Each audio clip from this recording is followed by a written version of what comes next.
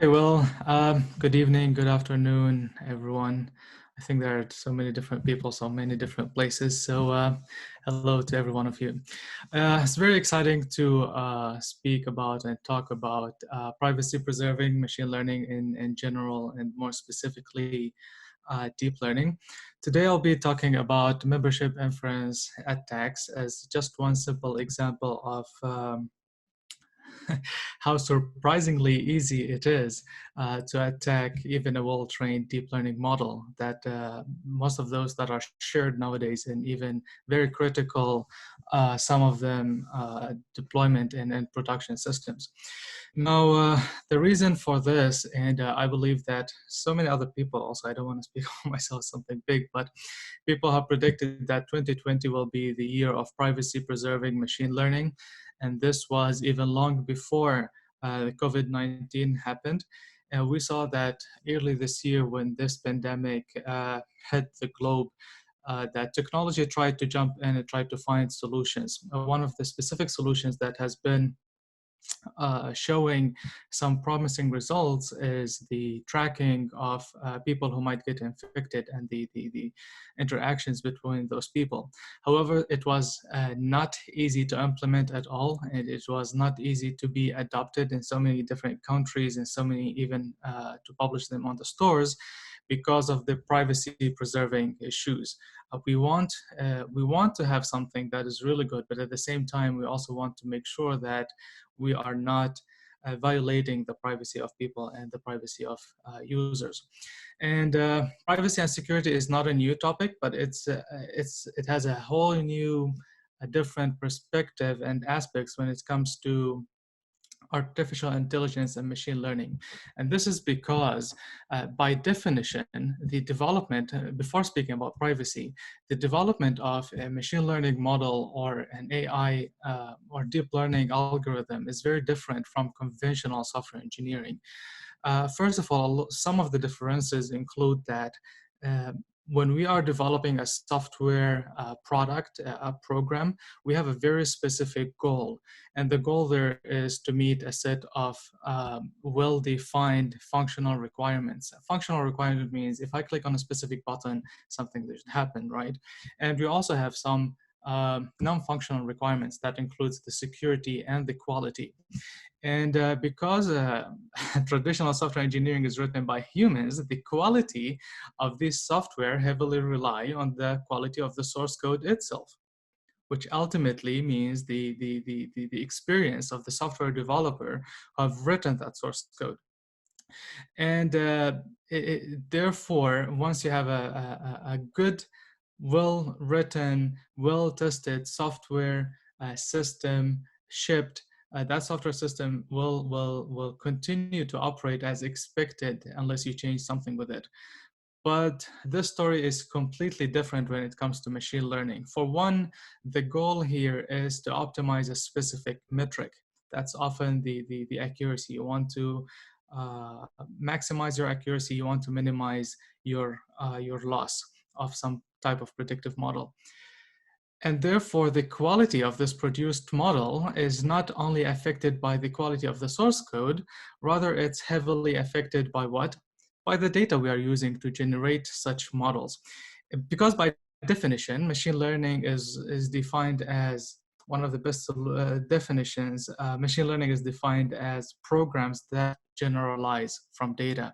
So if we look from very big picture, what we're trying to do is to solve a problem using some automated approach without explicitly programming, without explicitly having to write code for that solution or that program. So machine learning are programs that generalize from data, and therefore they heavily rely on the data and all those hyperparameters that take place in generating the specific model. At the end of the day, deep learning is still an iterative search problem that goes through hundreds to sometimes thousands of iterations before generating a deep learning model. Not only it is an iterative and it's time consuming and it takes so many different cycles and training iterations before you reach at a good model, But in reality, there are also different people involved in creating a deep learning model or machine learning model. So you have data scientists that use a wide range of tools to collect the data, and we just seen in the previous talk that data collection and cleaning is one of the important, this is true across all machine learning projects. So there are different people involved here, different tools involved here. So what we see here is a typical development life cycle of a machine learning model. So you usually have an idea in mind, you want to build it, you need to have an access to a data set. You usually, as Boris said, you want to have some reference model. You don't want to create models from scratch, right? So we create a model. Usually I'm a PyTorch fan, so whether you are a PyTorch fan or a TensorFlow or a Keras, you start by building a model, you train it, you evaluate it, and that's where we really go through so many different numbers of iterations until we reach a very good result. So that's usually done by a software data engineer or a machine learning engineer. Once a machine learning model is created, the task is not done. You either need to deploy it or expose it through some API. And even when you do that, you still need to keep monitoring that model to see if there are new instances that your model fails to detect or to do its task on, so you retrain that model. So the moral of this long story here is that there are different applications, different people, different experiences. We usually even experience with different with different libraries and platforms to generate some good model. And that makes the models really be exposed to different types of attacks than conventional software services or software systems. Some of the privacy pinpoints that might hinder the overall application of the model actually happen in places where we can interact with the model.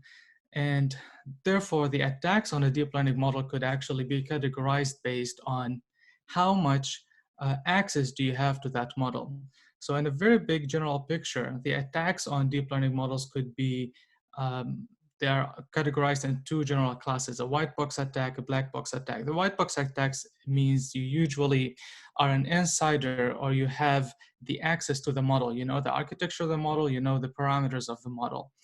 A black box attack is usually you have no access to the model, you can only query the model. So run inferences. You submit a data record to the model, you receive the output of that model. Something like a model that is exposed on Google AutoML, where it's just an API, you submit an input, you receive an output. And therefore, based on the level of interaction or access that you have to a specific model, privacy could be hindered or could be it could be violated in different places and in different ways. So the first way, of course, is that when we train a deep learning model, we need to make sure that the data we are using to train that model is kept in good hands, it's kept private, and that people who are participating in this study or this statistical analysis or this deep learning model, their information is not being violated and it's not being used for some other malicious activities or tasks. Some of the not simple, but some of the common attacks to do here on the data sets, specifically those that are available publicly, is to modify such data, maybe change the labels and make the true labels become a wrong label, add some noises, or inject some wrongly classified data sets and things like that. Also, if you are a hospital, and you have a data set and then somebody comes from academia or industry and they say, hey, we have this great idea, we need to have access to your data set. Hospitals cannot just share their data sets. There are regularizations and policies such as HIPAA in the United States and some other European unions and Middle East. There are regulations that prevent sharing of very sensitive data of people. And therefore, privacy could happen to the training data set. Sometimes we have access to, there exists lots of data, but we don't have access to it. Other places where we can also attack the overall development life cycle if we are an insider. This is, I hope that people who are developing machine learning models, they are good enough that they are not going to poison the models that they are creating for their industry or for their academic or research usage or future usage or applications. But people can actually, malicious people, malicious users can actually build some backdoors into their models that make it easier to facilitate attacking such models in the future. And this is also correct and true in the case of federated learning. If you're not aware of federated learning, simply speaking, it's an approach that was created a couple of years ago. And basically federated learning, the idea is very simple. So if we have a hospital and you have an algorithm provider or somebody who wants to create a deep learning model using data that resides on the hospital side, uh, traditionally, we would require the hospital to upload their data to the server or to the person who wants to build this algorithm. So you send the data to them and then they build a deep learning model on top of this data. But to preserve the privacy of this data, and especially in the case of hospitals, we cannot simply share this data, and therefore, instead of sending the data, we send the model. But nowadays, federated learning is mostly used on our mobile phones, on Apple Watches, and user devices. So the process here, or the idea here, is that when you go every night to your bed, you put your Apple Watch or iPhone or Samsung device through a charger. It is charging, it is idle, it's connected, it is connected to the internet. Google at that point, or Apple, is training a small deep learning model to predict what you're going to type next. So autocorrection, Siri, Alexa, and all of those devices, wearable devices as well, that we are using all around the house, they are training every night on our machines so that we don't have to share our private data with the providers, with the servers to train these models. So they train small models on our devices, and those small models are then sent to the server where they all get aggregated. And then a smarter version will be released of that model, will be released in the next update or the next version, and so on and so forth. So if you are participating in a federated learning, you can also generate some backdoors in your models, or you can poison your models, or you can do some tricks that will allow you to attack and to expose or retrieve sensitive information from the global models that are being built on the server side. The other type of attacks that one of the most common attacks actually nowadays is an attacks that happen on a model that has already been trained and deployed in a production system, or it's exposed using some REST API or just an API online. Some of those attacks are adversarial attacks, and I believe one of the talks today will be talking about generating adversarial texts, I believe, something like that. The main idea here is that in an adversarial attack, you create an input to a model that will fool the model, will make the model produce a wrong result. I have read a couple of weeks or maybe 1 month ago, actually, about researchers from McAfee, the security company. They fooled a Tesla car to see the 35 miles per hour speed limit as an 85 miles per hour speed limit. So basically, they do not have access to the model, to the computer vision model that looks at the speed limits in the Tesla car, but they were able to handcraft a speed limit that for us humans, it looks like 35 miles per hour.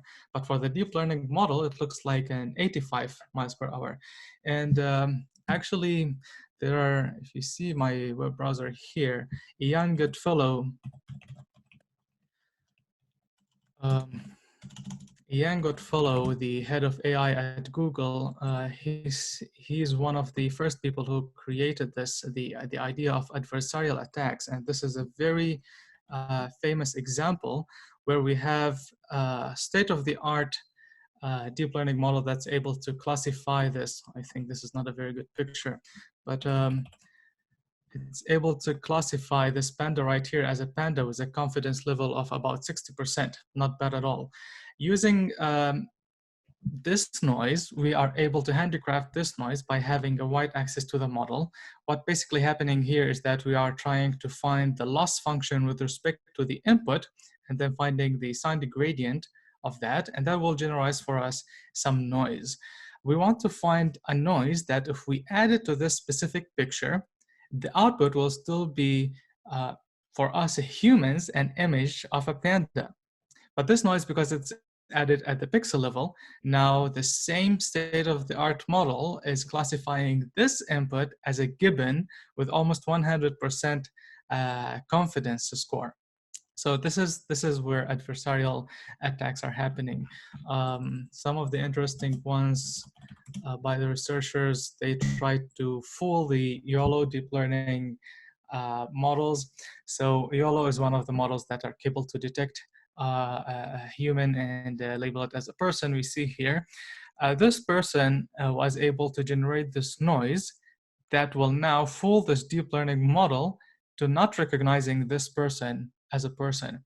And I have read that some smart entrepreneurs in Hong Kong and South Korea, I believe recently, they created fashion or clothes and face masks that have such type of noisy images to fool the facial recognition devices. So even very well-trained models are vulnerable to such attacks. But what I'm going to explain today is about inference attacks, and specifically membership inference attack. So what is a membership inference attack? Basically, a membership inference attack means given access to a well-trained and a deployed deep learning model somewhere on the internet. We have a black box access to this model in such a way that we can only push an input to this model and receive the output of this model. And in this example, the output is a probability distribution. So perhaps a classification of this specific data sample. The attack is to take this input along with the output of this model that we aim to attack. By the way, the model that we aim to attack will be called a target network or the target model. So we take the input image or whatever data type it is, along with the output of the target model, and we should be able to tell whether this specific input was used in training this model or not. Hence the name membership. So you want to know if this input sample was a member of the training dataset of this model. Now this seems very trivial example, and some people will say, why do I even care? But this represents a HIPAA violation if the model that we are trying to attack is a model that was trained on electronic health records or patient's information at some hospital. So that by itself means that this model is already breaking policies and breaking the rules. And this also means that our deep learning models are leaking lots of information. So simple question here, how are we going to perform this attack? How are we going to check if a deep learning model is leaking or not leaking? If a simple sample belongs to or doesn't belong to a specific data set? Notice that my answer is a yes or no. So if you're really into deep learning, you will say, okay, I'm going to build a classifier that's going to take these two inputs and somehow tell me whether these two inputs belong to or do not belong to the training data sample. So this is correct. This is how we are going to attack target models to test their information leakage by turning deep learning against itself. So in other words, simply speaking, we are going to build a binary classifier that will take an input distribution, the probability distribution of some output vector from a model, push it in our attack model, and this attack model will give us either 0 or 1. 0 means the specific data item did not belong to the training data set. 1 means this specific data item was actually used in training this model, and that means this model is leaking information. So why will this even work? This works, and this is actually was first shed light on this by Professor Reza Shukri. He and his team conducted experiments that showed that deep learning models, machine learning models actually behave differently on data items that they have seen during the training versus data items or input samples they have never seen before. And this makes sense. If you actually, when you overfit your model, and I bet most of us have run into the issue of overfitting, you see that your model starts to really learn the input data very well, the training data very well, but it fails to generalize to a new data or to the testing data set. And therefore, we take this characteristic of machine learning models and we use it to attack them, because based on this characteristic, we can tell if a machine learning model is leaking information or not. Simply speaking, if this probability distribution consisted of about 90% probability being that this sample belongs to this class, and much less samples, much less distribution in the other two classes, then we can tell and be confident to some level that yes, this data item belongs to that what? To that model, unless this model has done some really very good regularization and generalization techniques. So the way we are going to attack this target model, we are going to consider it as a black box. So we don't have access to the architecture. We don't know the architecture of the model. Sometimes we don't even know whether it's a deep learning model or not. Doesn't matter at all, actually. Experiments have shown that to be able to attack such a model, we only need to train an attack network. This attack network needs a data set. The data set is the outputs or the probability vectors or probability distributions of the inputs that were fed into our target model. And since in the most difficult scenario, this attack model is going to be a black box, what we are going to do is we are going to imitate or shadow the performance, or not the performance, the task of this model. So the first step we are going to do is that we are going to build a new algorithms that will shadow or mimic, try to imitate the behavior of this network. And then we will have full access to those networks, and we'll push lots of information into them, receive lots of outputs, and then train our binary classifier. So this is a more overview of the approach. We don't have access to the model that we are trying to attack. Perhaps that model was built by Google AutoML, by someone else. So we can only run inferences or queries on that model. So the first thing we can do is to mimic the behavior of that attack. So we know that model classifies whether a specific X-ray shows some specific disease or not. So the first step will be to collect or to find a data set that's very similar to our task at hand. Then what we are going to do is that take that data set and divide it into different into subsets, because we are going to use some of the data sets to train the shadow network that we have, and those will be labeled as N. So those instances, those data records that we use to train, that were actually used in training the shadow model. And then we are going to use another parts of this data set only for the inference purposes. So these data set will be used to run inferences of the shadow model that we are going to train, but they were never used in training the model. And then at the end of the day, we are going to have a data set of probability distributions of some data records that were used in training the shadow model, and a data set of probability distributions of data records that were not used in training the shadow. So we have in and out along with probability distributions.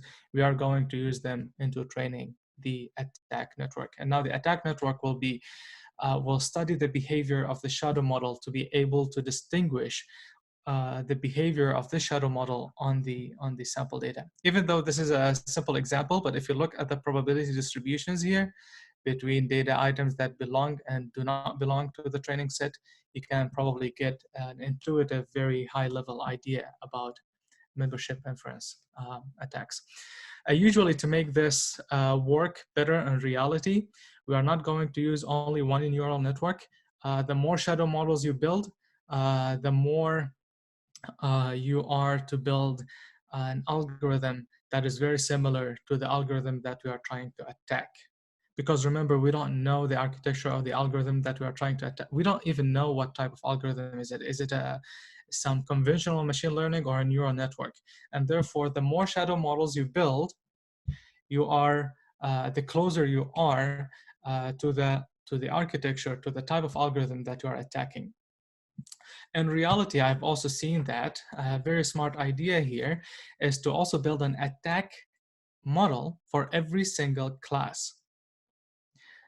So for every single class for the true label. So if the true label here was this first label, so we are going to build an attack network that will be able to attack the target model based on the true class output, because the probability distribution will be different among the classes as well. And this is generally true. We've seen that deep learning models tend to perform better on some classes and the same data set than other classes because of the data distribution, because of the imbalance problems, and so many other issues and concerns. And therefore, building the attack network, you could also build an attack network for every single class in the shadow model, and that will give you better results. Just for reference purposes, I have a Google Colab notebook here. I can take you through the code. Nothing really crazy, very straightforward. But if you don't want to build everything from scratch, I urge you to look at the ML Privacy Meter tool. So this was also built by Dr. Shukri, Reza, and others. They are the ones that actually first written a paper about membership inference attacks and came up with the idea of shadow models. So this tool will allow you to just plug in your trained model with a data set, and they will return a meter and very beautiful visualizations about how vulnerable your model about membership inference attacks and which of the instances are generating most sensitive. So to implement here, again, PyTorch fan here. So nothing crazy. We are loading Cypher dataset, Cypher 10 dataset, and splitting the dataset. Probably the only different thing here from normal training cycle is the splitting of the dataset. I'm splitting the 50,000, was it 50,000 Cypher 10? Yes, 50,000 training, splitting it into 4 different sets. Each one of these sets has 12,500 images, and I'm using data sampler here, a random data sampler from subset random sampler to give me those 12,500 images from each set. Why I have 4, each 2 of them will be used to train a model, whether it's 2 shadow models or whether it's 1 model that you are trying to attack and building a shadow model, it's up to you. And each one of these models will need 2 sets. One of them is the data sets that were used in training the model. The other one are the data set that was not used in training the model. And those 2 will later consist the labels for your binary classifier. So that's it. Training a regular neural network, a function for evaluating a neural network, reusing some of the code here to build the ResNet neural networks. I know the problem at hand very easy, but just trying to use ResNet's pre-trained models. Just for historical reasons, one of them is called Alice, the other one is called Bob. Now I'm thinking about it, it's a little bit funny, but perhaps I should call the target model and the shadow model, make it more clear. But one of them is ResNet 50, the other one ResNet 100, I think 110. And now we're building the attack model, nothing crazy here. Straightforward binary classifier, fully connected layers. That we'll use to create the attack network. More just validation source code, and our attack is able to achieve almost 80% accuracy. So this will also be true about for most of the well-known architectures and most of the well-known data sets that we have publicly available, the MS datasets, the ImageNet, and so on and so forth. But this also transfers to um, to well-structured applications such as medical applications. And we were able to prove in the lab that even some of the well trained medical models, they are leaking just crazy amounts of data. If you look at model inversion techniques, and not only you are able to tell whether a specific data item existed in the data set or not, but you are also able to retrieve some data from that data item. And model inversion is actually very simple. I think I can talk about it in very 2 minutes. Basically, you can get the outputs of one model and to create an attack model that does something like an autoencoder, right? So the bottleneck layer is the output of the attack model, the target model, and then you bring a data set whose data distribution very similar to the target model that you're trying to attack, and you just use the autoencoder architecture to reconstruct those inputs from the output of the distribution. So this is simply the membership inference attacks, and this is one of the first steps to show how people have really been racing to breaking the state of the art of deep learning models while ignoring very important issues and concerns around them. And one of the previous, actually before working on this current task, I was working on the life cycle development, and actually weights and biases does something really amazing. And this actually reminds me about the gold rush in California, I think 1840, something like this. People heard that there's gold in California. Everybody started rushing to mine for gold to be able to find gold, right? But the true entrepreneurs are those who were able to tackle the important things. The some people made some money from gold, but the people who made most money at that time are those who bought lands or rented lands, those who are made the shovels, the boots, and the jeans for people who are mining for gold. So it's something similar happening nowadays. Everybody since 2010s until now, everybody has been rushing towards creating the best architecture, and after that, the best models, breaking the state of the art. But the issues of the model management and privacy now are becoming to the surface of our research and our application nowadays. So even Tesla cars have been fooled, and their models have been fooled into and tricked into producing wrong results. Very well trained models have done the same thing as well.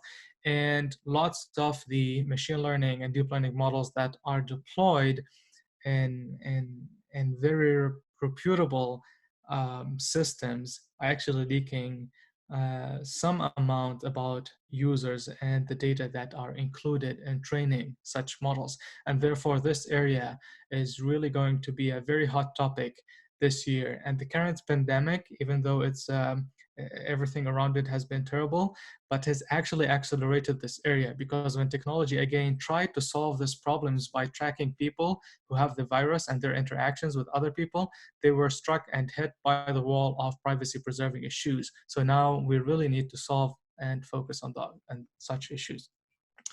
So what are some of the approaches to prevent or to hinder or to slow down privacy leakage, uh, specifically in a membership inference attack?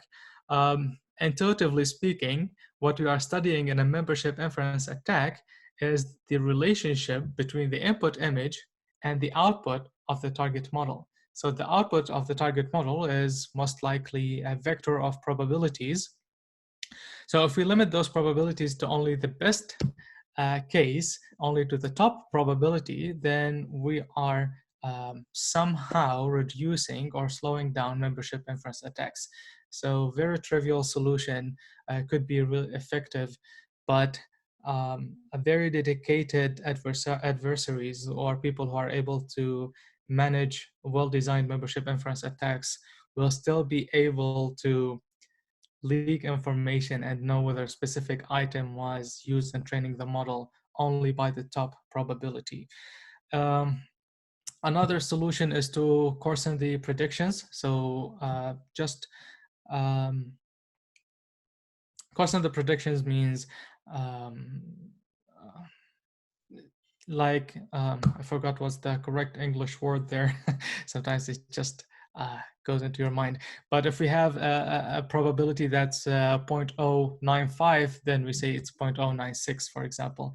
So we are coarsening the predictions of the vector, and we're not adding noise per se here, but we are improving the results a little bit so that we are trying to give less information about the probability distribution. Of course, again, by the definition of membership inference attacks, overfit is one of the main reasons, but it is not the only reason. And therefore, reducing overfitting or generalizing your model, the better you generalize it, the less likely it is to be infected by a membership inference attack. But again, regularization is not an easy topic, and having a generalized model sometimes means dropping in its accuracy, and that's not preferable for industry.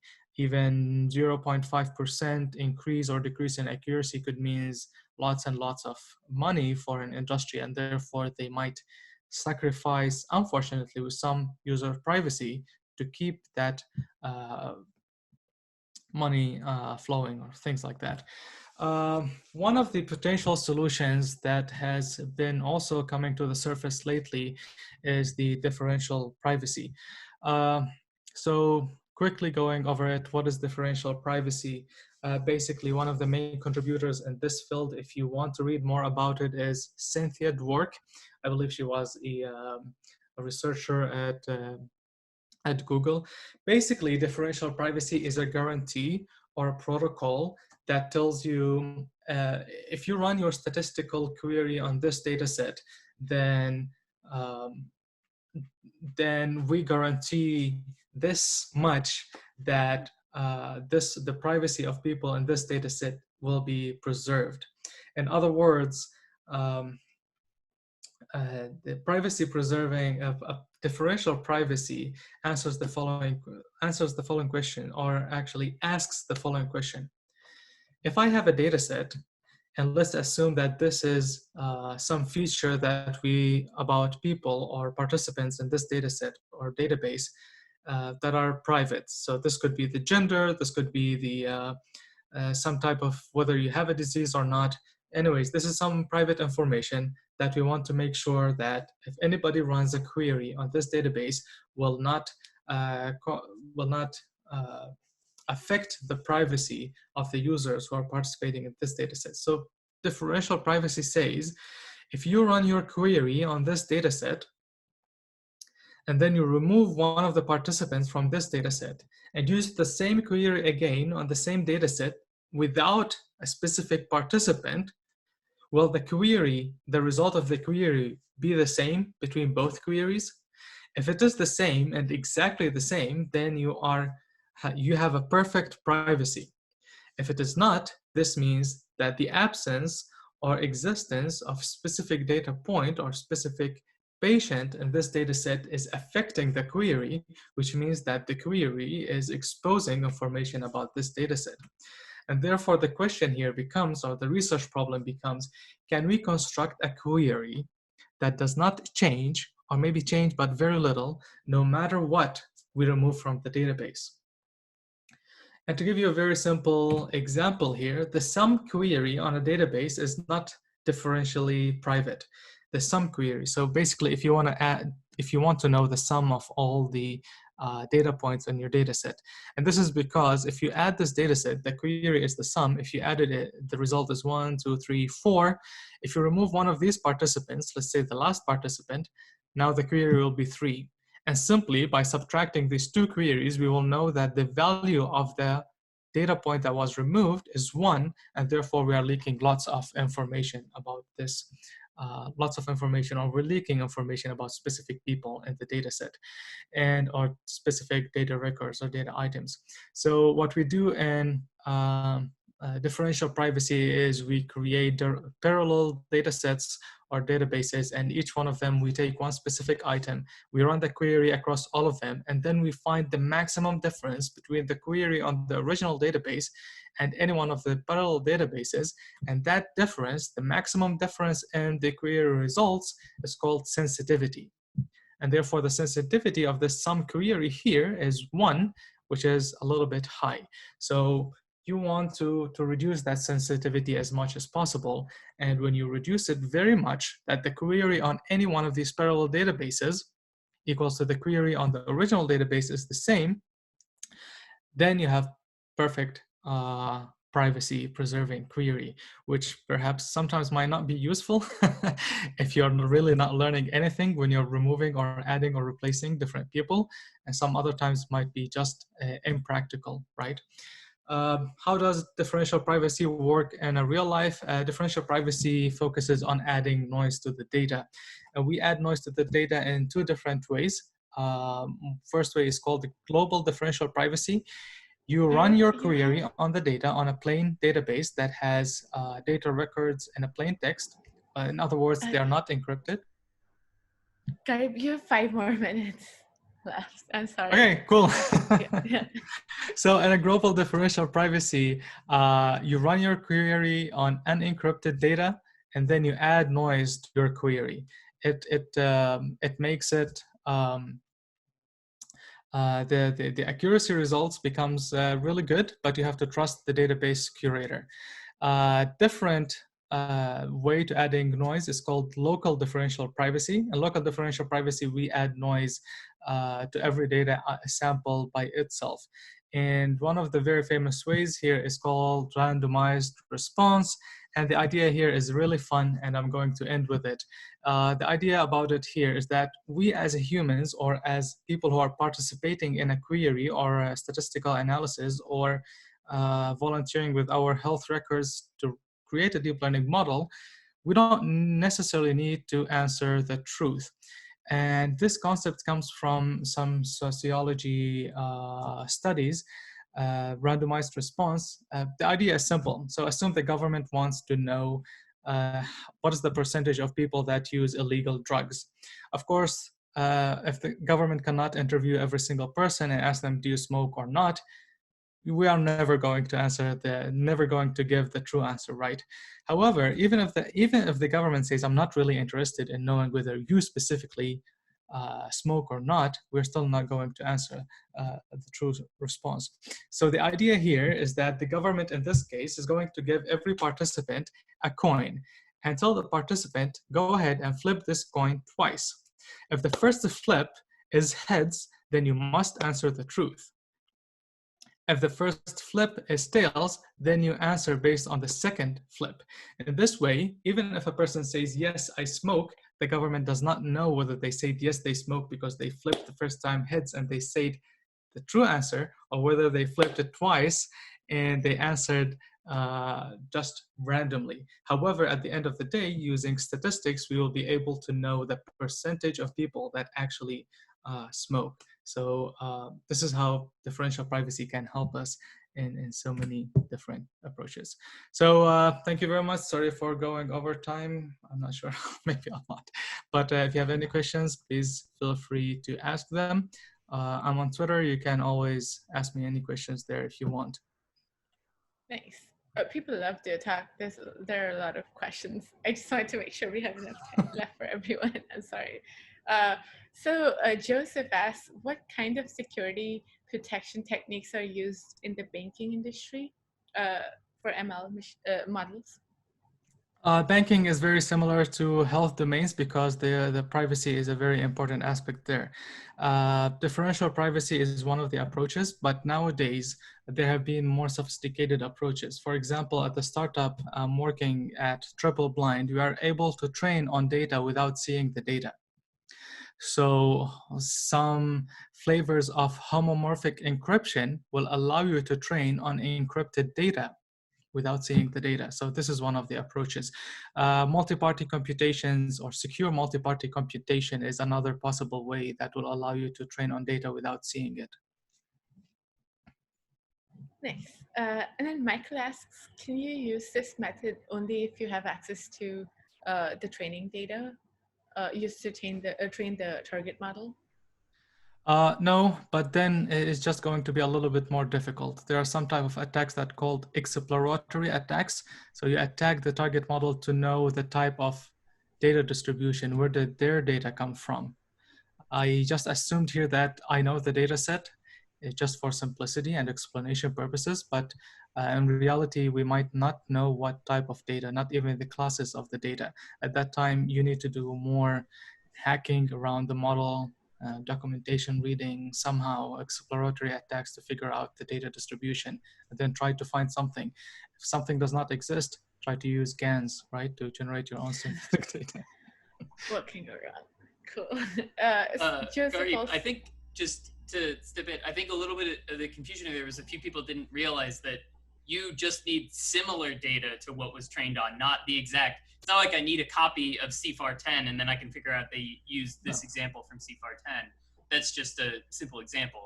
I just need to have something equivalent. And that's, I think, a really cool, I had never seen this kind of attack before, and I think it's really cool that you're able to be so successful. Yeah, thanks for clarifying that point. Of course, we don't have access to the same data, otherwise there's no point of the attack. So, but yeah, we have access to some similar data.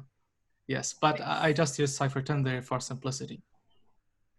And then Joseph also asked, is this method of member attack networks used in all state-of-the-art models, or just like? Well, of course, the models that are well generalized, it's much more difficult, but they are not unhackable. Nice. So Kayla asked, actually this question is coming from YouTube. First of all, they said, thanks for doing this. We need more efforts to make machine learning accessible and privacy preserving particularly. And then he asked, any efforts to implement these concepts with distributed ledger technology or like blockchain? I did not get the question. Any efforts for?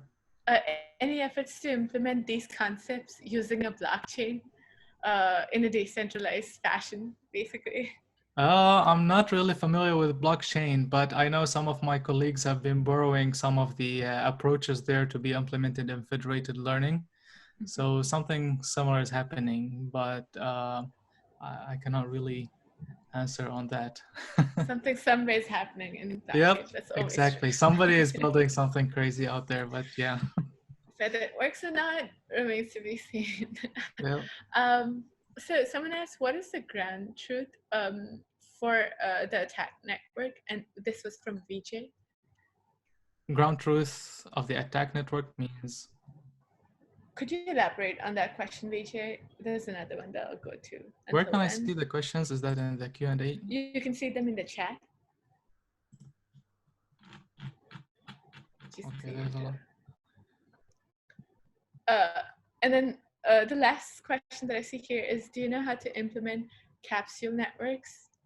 If so, could you talk about them? I think that's not really the topic here. That's more of a that's your next topic. But I think probably the new TensorFlow documentation has some examples about that. So the other question that we didn't quite get clarity around was essentially just, what is the ground truth for attack networks? So is there like a right answer? I mean, for what the attack networks are aiming for? The ground truth of the attack, we are creating our own data set, and that's our ground truth. We're using part of the data set in training the shadow model, and we keep another part of the training data set for inference purposes only, and that's our ground truth. Gotcha. Cool. I think those are all the questions. Also, Vijay, if you had follow-ups, you can ask Gharib in our Slack community. I don't know if you're on there yet, but I'm going to make sure that you do get on there after this. So sure, yeah, just Google my name or just Twitter. How do we say Twitter me? Find me on Twitter. Tweet him.